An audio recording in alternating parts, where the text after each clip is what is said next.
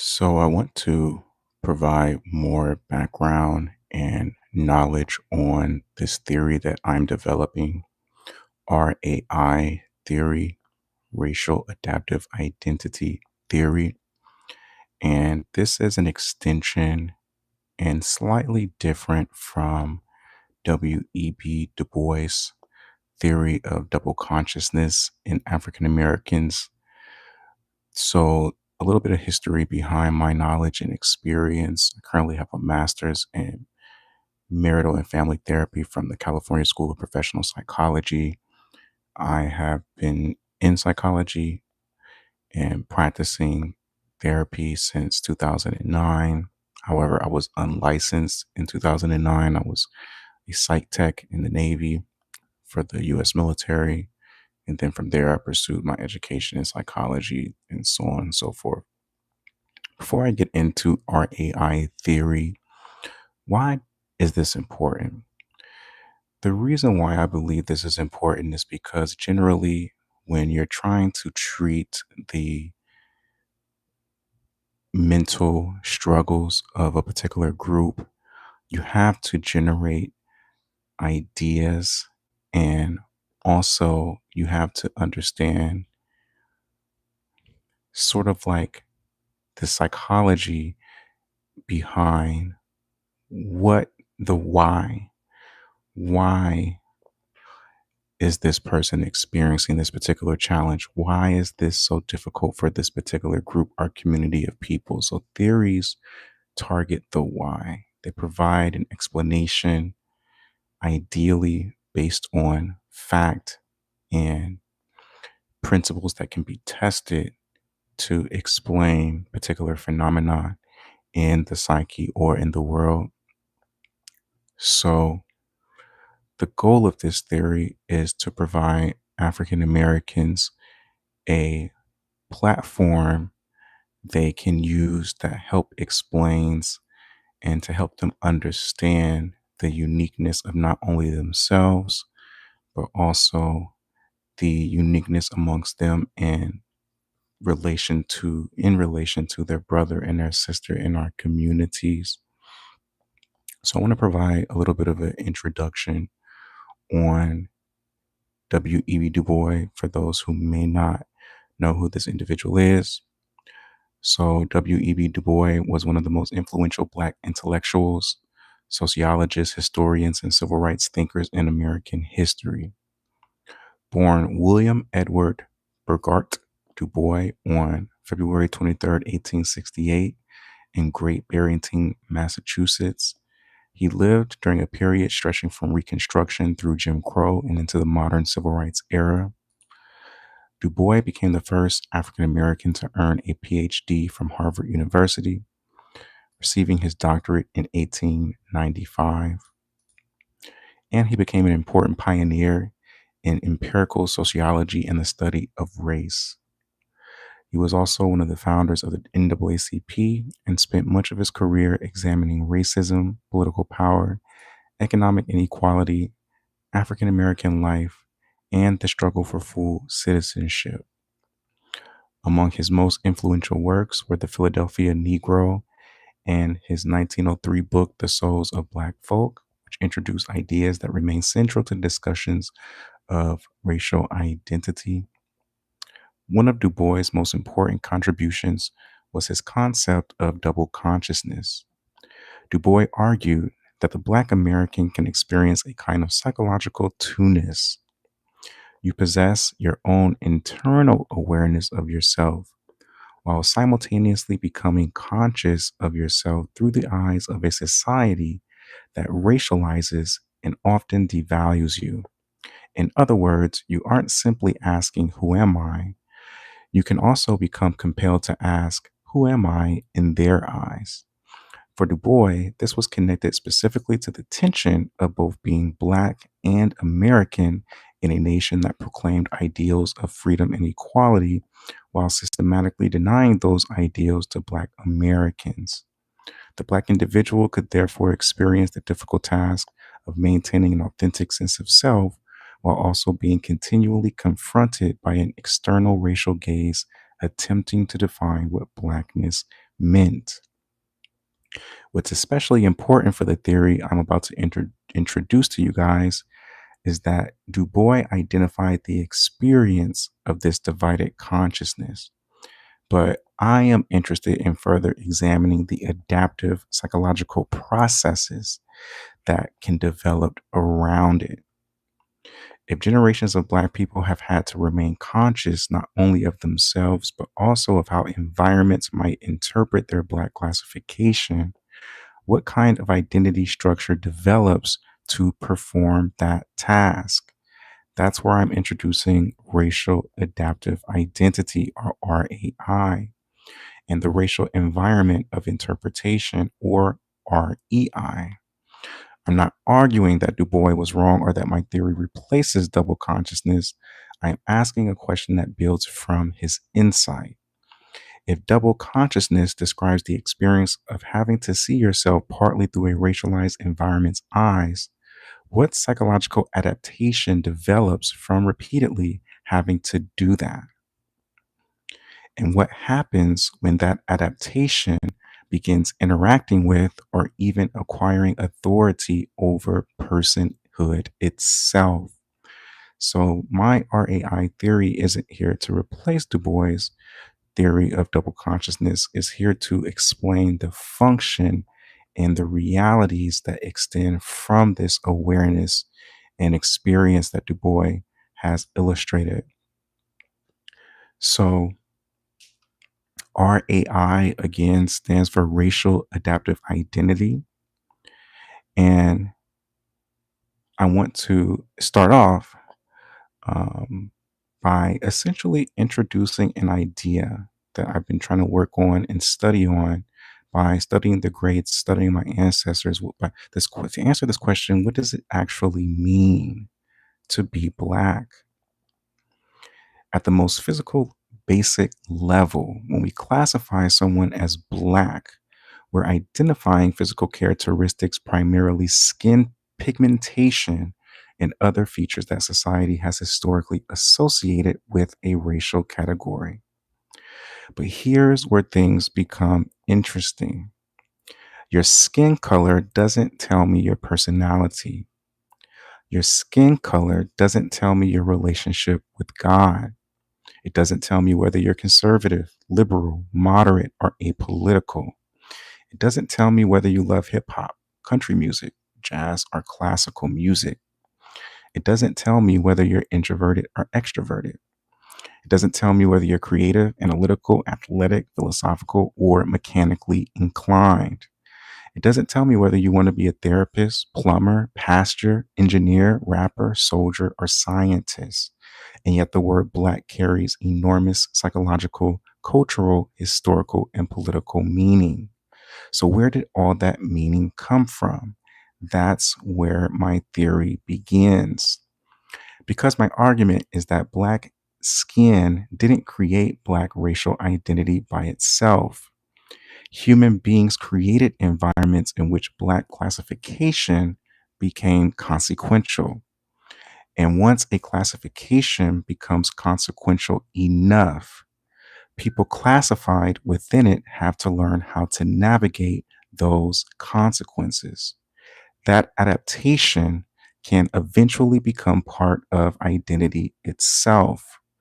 I call that racial adaptive identity, or RAI. But you cannot understand RAI without understanding two other concepts: personhood and REI, the racial environment of interpretation.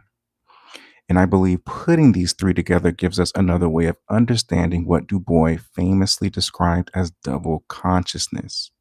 So, part one, personhood. Before I talk about racial identity, I want to talk about personhood. Personhood answers the most fundamental question: who am I? And when I say personhood, I don't mean that there's some human being who develops completely independently of society. Nobody does. We are all influenced by family, culture, religion, geography, language, socioeconomic status, trauma, relationships, education, and history. That's human development. What I am saying is something more specific.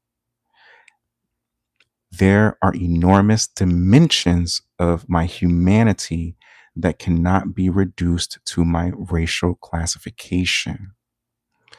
My values can be a part of my personhood. My faith can be a part of my personhood. My relationship with my children, my personality, my creativity, my interests, my talents, my temperament, my dreams, my moral convictions, my calling, my curiosity, my relationships, my individual experiences, my understanding of God, my sense of purpose. And biblically, this closely mirrors what the Bible talks about, this war between the flesh and the spirit, where if we were to extend this scientific theory that I'm working on, it would almost be akin to saying your spirit essentially would represent like your personhood, this part of yourself that isn't contingent on adapting to the meanings of your skin tone, this part of your psychology that exceeds environmental conditions. So personhood is essentially these traits or these characteristics and qualities that are not necessarily tied to your adaptation to your environment. Those things may certainly be influenced by culture, but they don't inherently originate from pigmentation. There is nothing contained within melanin that tells me what career I'm supposed to pursue. There is nothing about Black pigmentation that tells me what my relationship with God has to look like. There is nothing about my pigmentation that tells me what books I'm supposed to read or what political ideas I'm required to hold. And that's why I want to distinguish personhood from racial identity. Personhood asks, who am I? But there's another question that a racialized environment can force a person to ask. Who am I going to be to you because you see me as Black? Those are not the same questions. And that brings us to RAI, racial adaptive identity. So, what is RAI? Stands for racial adaptive identity. And this is my working definition. This is work that I'm going to continually build upon. And hopefully, I can launch into scientific journals, research. Hopefully, I can get a group of people that can, you know, work with me to sort of advance this theory and the work of W.E.B. Du Bois and to alleviate and unravel another additional layer of self awareness and consciousness in the Black community. So, the working definition for racial adaptive identity is the identity structure that develops to help an individual anticipate, interpret, and navigate the social meanings and consequences attached to their racial classification. So, in a lot of ways, your PTSD, your mood disorders, your depression, your anxiety that isn't genetic and that's a product of racism, this theory can help explain that. And more work has to be kind of teased out to unpack this. But generally, the idea is the racial adaptive identity part of the psyche in African Americans, depending on the intensity of that or the sort of um, the exhaustion of the adaptability or adaptivity of that person's psyche is sort of related to the degree of symptomology that they may experience, in regards to their mental health. If I'm in an environment that's completely exhausting my adaptive ability to that environment, where I'm having to adapt so much that my resource of adaptivity is completely depleted, there you may see symptoms of depression, of anxiety, of PTSD because of this exhaustion of adaptation that occurs through the RAI. Okay. So to juxtapose personhood as who am I? RAI asks, what does being perceived as Black require me to understand about this environment? That's a major distinction. Imagine somebody walking into a room. Personhood might simply say, I'm Randy walking into a room. But RAI might ask, I am a black man walking into this room. What does that mean here? And this is what is so unique between the interactions between whites and blacks, in that a lot of the white community orient themselves from their sort of orientation towards more time in personhood. So when they're interacting with the world, they see the eyes through the world of personhood. We don't see things as they are, we see things as we are. So this explains why it's so hard for a lot of white Americans to really speak to the RAI, or the racial adaptive identity in black people. A lot of times you have the white person's personhood interacting with the black person's racial adaptive identity and personhood. And the white person's personhood is sort of burdened and challenged because they don't have that sort of intensity of RAI like African Americans. So they're like, hey man, you're you know, you're Randy, you're Dominique, right? But Dominique is thinking, yes. However, how also do they're in their deep psychology, they're wondering, what does them being a black person also mean to this white person that the white person may not be saying, or to their constituents and things of that nature. So do people perceive me as threatening? These are some of the thoughts that the racial adaptive identity part of the self is asking. Do I need to alter how I communicate? Do I need to be more cautious? Am I going to be stereotyped? And a lot of times, Black Americans won't even invite themselves to certain jobs, certain, you know, locations in America, or certain cities or certain environments, until they can confirm that the RAI is able to meet the demands of that environment and the meanings associated with that, that they can confirm to themselves that they can adapt to whatever environment that they're going to be in. Okay. And then from there, once they've sort of mastered that adaptation, or confirmed that this is an environment that meets their sort of resource of adaptability through the RAI, then they might let down their defenses and expose some of their personhood, something like that, depending on the level of RAI that's required, in these different cities and these different environments. You may not just get direct access to a Black person's personhood without having to first go through the RAI, depending on what environment that you're in. So the RAI is asking these questions in the Black psyche. Do I need to be more cautious? Am I going to be stereotyped? Am I welcome? Will I be treated differently? Can I completely relax? Do I need to prove something? Is my behavior going to be interpreted as representing all Black people? Do I have to think about race here at all? That's the RAI working. And I want to emphasize something. RAI is not automatically pathological, it can be adaptive. If you live in an environment where people sometimes respond differently to you because of your racial classification, then developing awareness of those patterns may be psychologically intelligent. The issue isn't that you notice race.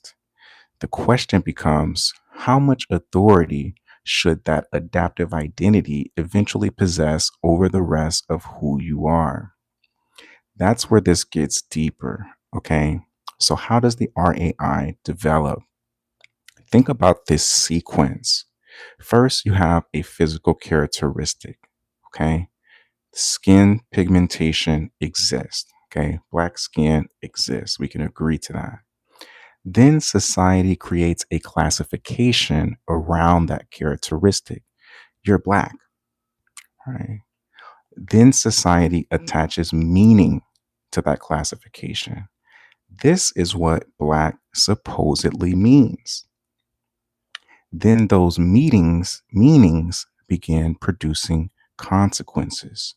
For example, slavery, segregation, discrimination, exclusion, stereotypes, violence, economic restrictions, but also resistance, community, cultural creation, solidarity, collective memory, political organization, survival strategies.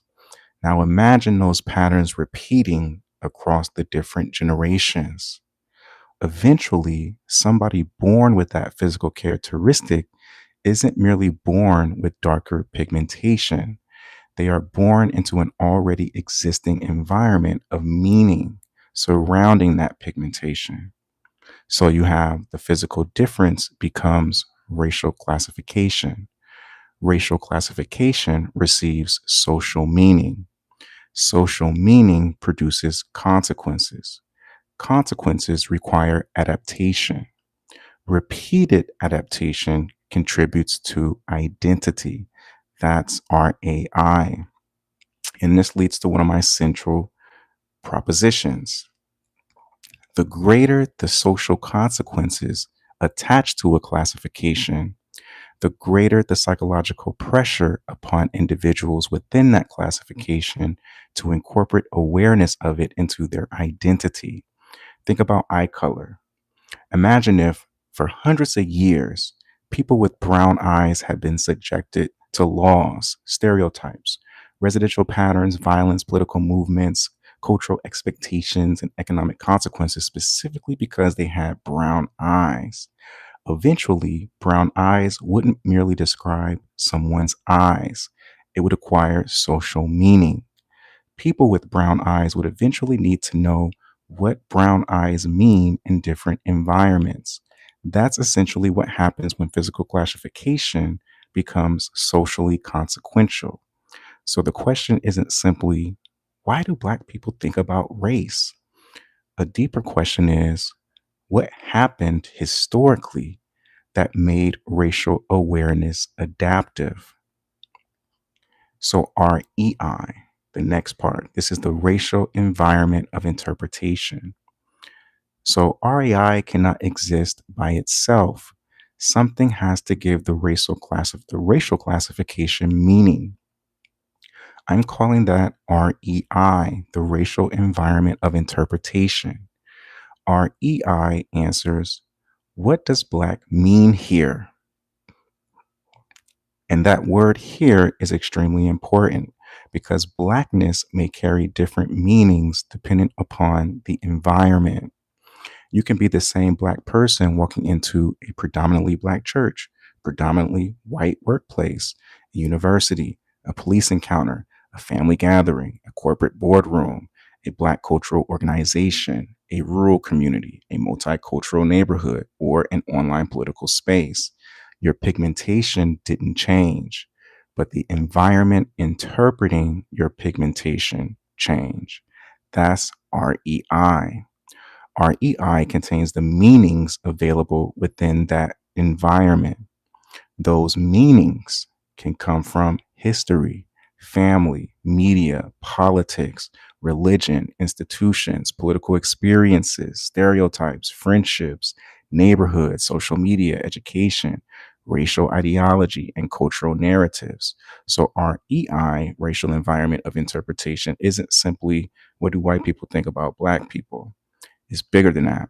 It's what meanings does this environment make available around the category Black? Some can be negative, some can be positive, some can be protective, some can be inaccurate, some can be from historical realities, some can be from stereotypes, some can come from Black communities themselves. And some people in that environment may not subscribe to those meanings at all. That's extremely important. REI exists within Black communities too. I don't want this theory to become something that simply analyzes white people because Black people can participate in racial environments of interpretation too. Imagine a Black person being told, Black people don't do that, or you talk white, or that's not Black music, or how can you believe that politically if you're Black? You shouldn't date that person because you're Black. Real Black men behave this way. You're forgetting where you came from. Notice what happened. The person is being interpreted through an environment of meaning surrounding Black classification. That is still REI. So REI isn't owned by white people. It is the social environment of meanings attached to racial classification, regardless of who is communicating those meanings. And that means a Black person may have to adapt to multiple REIs. They may have to adapt to REIs at work, REI number one, at home, REI number two, at church, number three, around certain Black friends, number four, online, number five, and each environment may communicate something different about what Blackness is supposed to mean. One environment says don't appear threatening, another environment says don't act white, another says represent Black people positively, another says race don't matter, race doesn't matter here. Another one says race should be central to your consciousness. And the individuals have to navigate all of this. That's where our AI can become exhausting. Black people are burdened with having to adapt a significantly greater amount of time than I want to say all racial cultures and all racial groups, because these groups that are not particularly African American have a home of origin they can retreat to, where the dominant environment is people who they're highly represented by people who look like them. So this keeps the RAI at a lower rate. The intensity is a lot lower, especially if those people who look like them, ascribe to the same meanings of what it means to look like how they look. This is why you'll see in a lot of non-Black groups in their home of origin, they kind of unify around what they believe their certain race means. Or, you don't really see too much division in Mexican communities of what Mexican looks like or what Mexican does, right? There might be one or two nuances, but for the most part, they're unified on what it means to be Mexican in Mexico. Same thing for Argentinians, or if you go to Africa or if you go to Europe, for the most part, these collective groups of non-Black people have created these really sort of unified theories of what it means to look like the dominant group in that particular country. So when they go to their home of origin, the the adaptability is not as exhausting. So they can function from their degree of personhood. And when you're in the space of personhood for a greater amount of time than you are in that RAI, there comes a degree of relief, essentially. So it says, so because RAI continually asks which version of racial meaning applies here, okay, this is what leads to a lot of that exhaustion for African Americans and stress, because there requires a higher degree of adaptability based on the diversity of meanings that non-Black groups have institutionalized in a lot of these environments that Black people have to adapt to and adjust to in order to survive. A lot of non-Black people believe in Darwin's theory of evolution, and the root of that theory is, the creature's ability to adapt to the changes in their environment. These are the entities that tend to carry on the greatest legacies, and they kind of, propagate more species of their kind in the future because of that adaptability. So this is where the Du Bois theory is important. Now, some of you guys hearing this are going to immediately think about W.E.B. Du Bois, and as you should, because Du Bois gave us one of the most important concepts for understanding Black psychological experience in America: double consciousness. Du Bois described this experience of two-ness. There is the experience of knowing yourself from within your own consciousness, but there is simultaneously an awareness of yourself through the eyes of a society that racializes you. So imagine I know who I am, but simultaneously, I'm aware of how you may see me. And because your perception of me can have consequences, I cannot necessarily ignore your perception. This creates a divided awareness. I'm not merely thinking, what am I doing? I can also become aware of, how does what I'm doing look through the racialized perception of somebody observing me? That is profound. And I don't think my theory needs to compete with Du Bois, honestly. I think Du Bois provides part of the intellectual foundation that makes even the conversation I'm having about this theory I want to create even possible. Okay. So, but I'm asking a different question. And this is where the theory that I want to create differs from Du Bois. The simplest way I can explain the difference is this: Du Bois describes the experience. I am interested in the adaptive psychological architecture that might develop because a person repeatedly has that experience. Du Bois helps us understand, what does divided racial consciousness feel like? I'm asking, what psychological identity system develops when you repeatedly have to monitor how your racial classification is being interpreted? That's RAI. So it's like an extension, and it speaks more to the function or the consequence of this double consciousness, and how is this implemented and sort of, you know, extended out into the world. So it's not saying Du Bois is wrong. I'm saying what happens psychologically after generations of people, what happens psychologically after generations of people have to had to live inside the condition Du Bois described. What develops? How does it function? When does it activate? When does it deactivate? Can it overgeneralize? Can it accurately detect racial danger? Can it mistakenly detect racial danger? And how does it interact with the person's broader personhood? Those are the questions RAI theory is trying to answer. Du Bois' famous tension involves being Black and American within a society that historically treated those categories as though they were in conflict. My framework organizes the psychological distinction somewhat differently. I'm saying personhood and racial adaptive identity. That's important because the alternative to racial identity isn't necessarily American identity. I'm asking something more broader. What parts of you exist that don't need racial classification to make sense?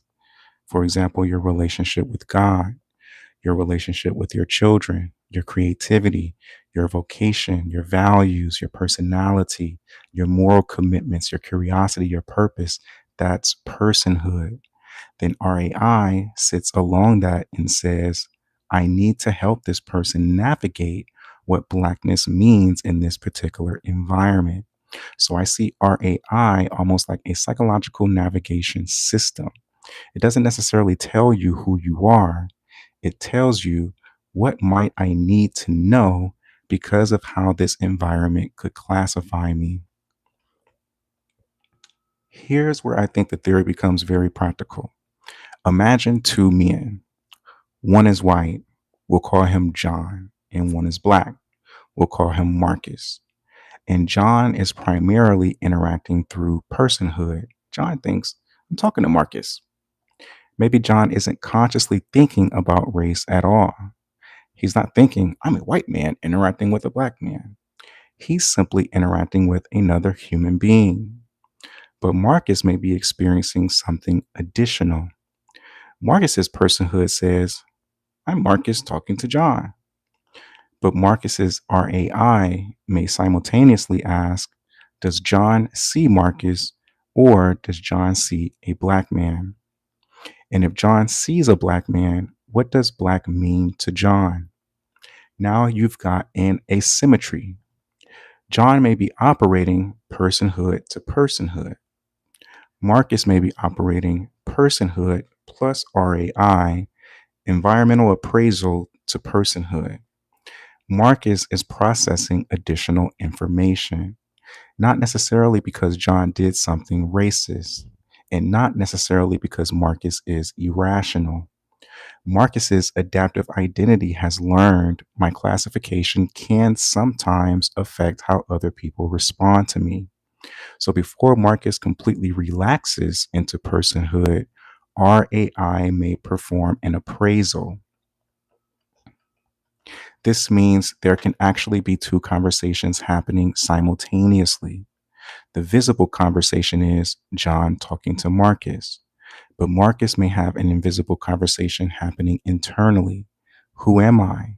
That's personhood. Then what might I mean to him? That's RAI. Then what does black mean in this environment? That's REI. Then do I need to modify anything? That's adaptation. Then can I relax? That's recalibration. John may know nothing about this process. So John might eventually say, why does everything have to be about race? I'm just talking to you like a person. And Marcus might essentially be saying, I would like to interact with you simply as a person, but experience has taught me that I sometimes have to determine whether you're interacting with me or with whatever black means to you. That's a completely different psychological condition.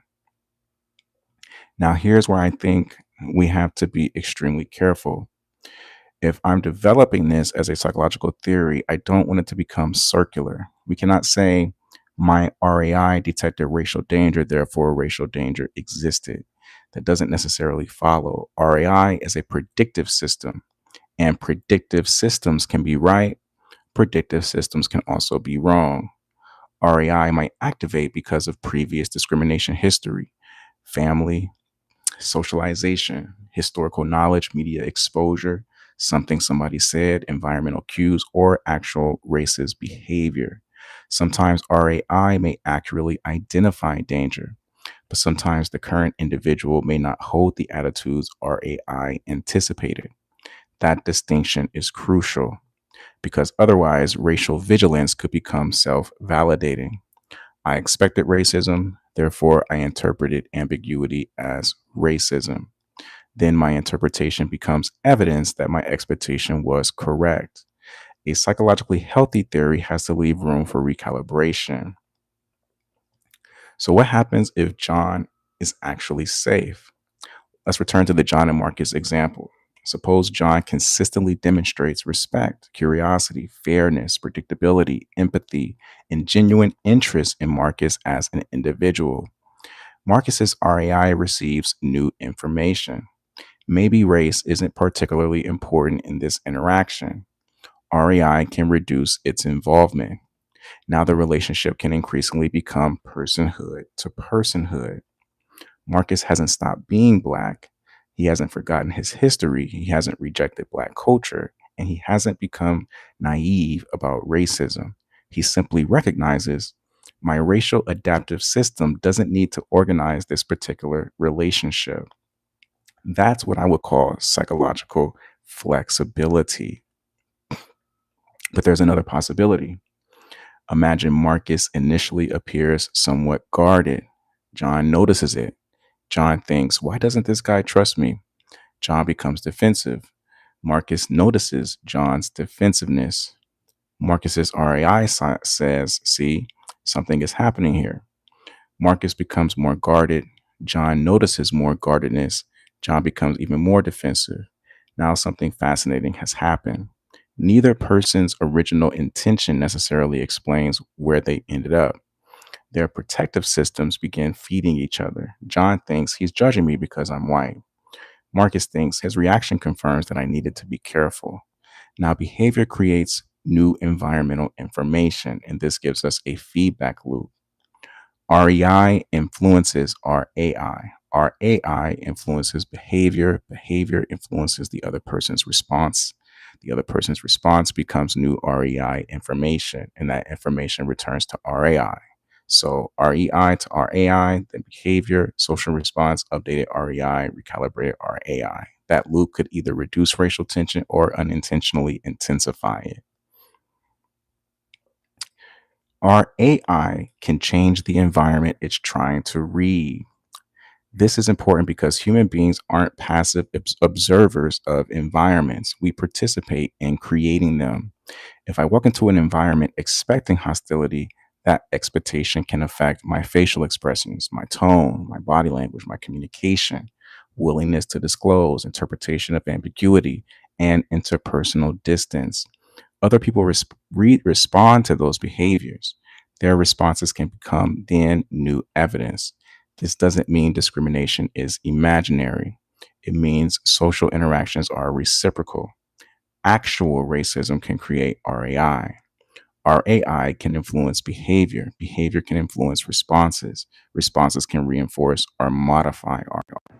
And this is why mental health counseling is so important for individuals who have had racial, racism or discrimination or any severe or injurious sort of racialized experiences, because once that sort of adaptive system has been fired up and primed, it can become like a self-fulfilling prophecy when it's in environments that may not possess any sort of indicators or cues that this person will be um, attacked again, or something like that. Because sometimes as Black people, especially, I can only imagine the slaves and our ancestors, was for so many centuries, all they knew was operating from that racial adaptive identity because the conditions were so extreme.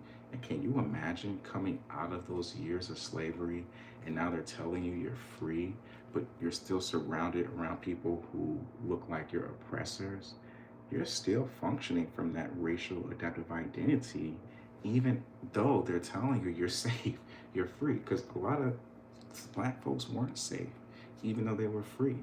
So I think that's what we're still dealing with, where it's just, it takes time for that system to recalibrate, and it doesn't help, that there hasn't really been any resolution or reparation, and not even financially, just economically.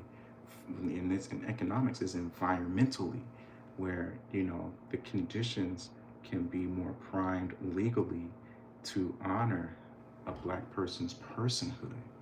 Okay, when that work hasn't been done, it's not that the Black person isn't wrong for adapting or orienting themselves towards an environment that's still promoting the same conditions and cues of discrimination and racism.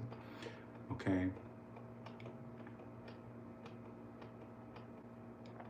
so now we're getting to what I think may be the deepest part of this theory. I don't think the ultimate psychological question is, should Black people stop thinking about race? That would be too simplistic. The question is, how much authority should racial classification have over the organization of the self? There's a difference between racial awareness and racial authority. Racial awareness says, I understand that my race can affect certain environments. Racial authority says, race becomes the primary framework through which I determine who I am and how I interpret nearly everything. Those are different. A person can have very high racial awareness while still possessing tremendous psychological flexibility. They can recognize racism immediately when it's present, but not require racial interpretation when it isn't relevant. That's different from filtering almost every experience through, what does this mean for me as a Black person? So when RAI becomes fused with personhood, this is where my background in psychological ideas about cognitive fusion becomes a little bit useful here. Again, fusion is when you fuse with your thoughts, your feelings, which are the dust of your, real-time experiences that have passed, and you over-identify with it, and you allow those experiences to define your sense of who I am. So it says here, an adaptive identity can potentially become fused with personhood. Instead of, I possess a racial adaptive identity, it becomes, my racial adaptive identity tells me fundamentally who I am. Now, race may begin determining questions that don't inherently require racial answers. What music am I supposed to like? What political beliefs am I allowed to hold? Who am I supposed to associate with? Who can I marry? What does masculinity have to mean? What careers fit somebody like me? How should I respond when another Black person disagrees with me? What constitutes betrayal? What should my relationship with God look like? What am I permitted to question? At this point, the adaptive system may have moved beyond environmental navigation. It has acquired identity authority, and that's a different issue. And when RAI has assumed identity authority, you see this a lot in the Deep South, in environments where a lot of African Americans in the Deep South are still in very much some of the same conditions, not necessarily mirror match, but some of the same environments, even politically with some of the laws and how, you know, the government functions in some of these parts of the South, especially with the gerrymandering, where they have to, in their minds, not trying to broad stroke, but it's not uncommon to see that, okay, we have to orient from an AI, RAI, you know, adaptive racial adaptive identity lens, because of so much of the meaning that has been sort of institutionalized in non-black folks in this environment, where I don't feel safe to really come into this situation unprotected into just personhood. I have to adapt and to ask these questions for my safety, especially with the Nolan Wells case. I think with Nolan Wells, how this can be explained is that, you know, he, Nolan Wells, went into an environment of white people from an orientation of personhood, and he did not go into this environment, and this isn't to blame him, just being objective, with a racial adaptive identity mentality and orientation from that based on the cues and indicators in that environment. He was operating from pure personhood, right? Not really assuming any sort of risk or caution. Just, I'm interacting with these white persons. You know, and they're, you know, not even really looking at white persons. Just, I'm interacting with these persons. They're interacting with my person. Okay, and I think in situations like a Nolan Wells, for our youth to be mindful that there is value in the RAI, racial adaptive identity piece of your psyche in certain environments that can save your life, essentially. Okay. So to make this very clear, I'm not saying that Black identity is pathological. I'm not saying Black culture needs to disappear. I'm not saying people shouldn't have racial solidarity. I'm not saying racial history should be forgotten. I'm not saying racism no longer exists. People should become colorblinded. None of that follows from this theory. I'm asking, can something be valuable without being allowed to define everything? My family identity matters, but I'm more than somebody's father. My professional identity matters, but I am more than a therapist. My nationality matters, but I am more than an American. My history matters, but I'm more than what happened historically to people who look like me. And racial identity can matter tremendously without exhausting personhood. That's the distinction. So I'm going to end here and do another video to build on this. I have some more material here, but I want to save it. Appreciate you guys for tuning in, and we'll pick back up with this theory. I'm going to build on this theory. Hopefully I can publish it. I just want to build up a catalog of information on it so I can streamline it, put it out to the community. You guys have a blessed day. I appreciate you tuning in.